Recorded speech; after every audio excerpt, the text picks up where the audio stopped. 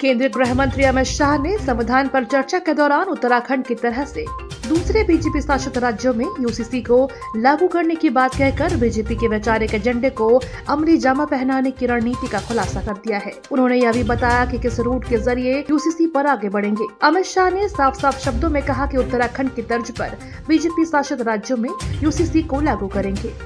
Ambedkar ji, Lohia ji, KM. Munshi, एच.वी. Kamat, ये सब ने इसका विरोध किया है।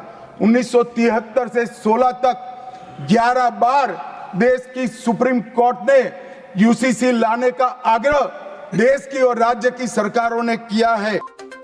ऐसे में माना जा रहा है कि 370 और एक देश एक चुनाव की तरह संसद के बजाय विधानसभा के जरिए अपने एजेंडे को अमली जामा पहनाएगी। यूसीसी को लेकर उच्च शिक्षा राज्य मंत्री देवेंद्र भसीन ने कहा कि यूसीसी को लागू करने की दिशा में उत्तराखंड बीजेपी शासित राज्यों के लिए एक उदाहरण बनकर उभरा है। 2022 के विधानसभा चुनाव में बीजेपी ने वादा किया था कि उत्तराखंड में सरकार बनी तो यूसीसी को लागू करेंगे। मुख्यमंत्री पुष्कर सिंह धामी ने अपने वादे के मुताबिक यूसीसी के लिए पहले 5 सदस्यीय एक कमेटी बनाई और उसकी सिफारिशों के आधार पर यूसीसी को लागू किया। उत्तराखंड बीजेपी शासित राज्यों के लिए एक मिसाल बन गया है। देखिए, माननीय मुख्यमंत्री श्री पुष्कर सिंह धामी जी के नेतृत्व में उत्तराखंड में जो यूसीसी लागू होने जा रहा है वो अपने आप में एक ऐतिहासिक कदम है।